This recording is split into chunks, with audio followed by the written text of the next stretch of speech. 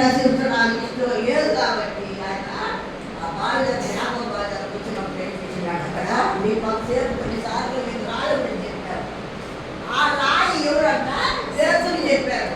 ఈయన మన మీద నేను సంఘాన్ని కడతాను. యేసుక్రీస్తు మూలకు రాయి, ఆయనే రాయిగా మనం అందరినీ మన సజీవ రాళ్ళుగా ఈ లోపల జీవించారు. ఆ సమరేశ్వరి ఏం చేశాడు, అమ్మా నీళ్ళు తాగుతాడు ఆయన ఏం చెప్పింది, నుంచి నీళ్ళు తాగుతా నాకు ఎప్పుడు దాహం ఉండదు, కానీ నేను ఇచ్చే నీళ్ళు తాగే వారికి అప్పటికి ఉండదు. అది జీవం జరుగుతున్న వాక్యం. ఈ వాక్యం ద్వారా మనం అందరం రక్షించుకుంటున్నాము. ఈ వాక్యం ద్వారా మనం అందరం నడుస్తున్నాము. ఈ దేవుడే మనం తెలుసుకున్నాం. ఈ దేవుడిని మనం ఎప్పుడు ఎరిగినప్పుడు పాపం జోలికి పోము, బలహీనాలు పోము.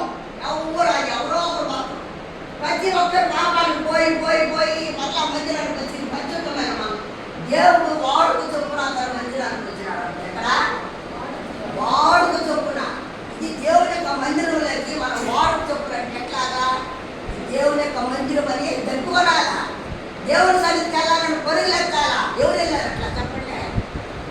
మందిరం వెళ్తేనే ప్రార్థన ప్రతిదీ. ఎవరు అన్న ఏం చేసింది, మందిరంలోకి వెళ్ళి ఎన్నో సంవత్సరాలు చేసింది, కానీ ఒక్కసారి దేవుడు ఆమెని దృష్టించాడు. ఆమె కన్నీరు చూశాడు. ప్రతిబద్ధనాన్ని చెప్పాడు.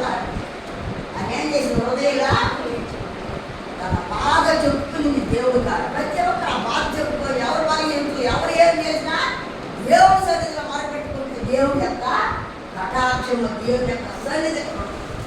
దేవుడు అనగా పరిశుద్ధుడు. ఆయన పరిశుద్ధుడు కనుక మనం పరిశుద్ధంగా జీవించాలని ఈ మందిలో పుస్తకము రక్షణ పొందాము. ఆయన రక్తం చేత కడగబడ్డాము, శుద్ధీకరించబడ్డాము.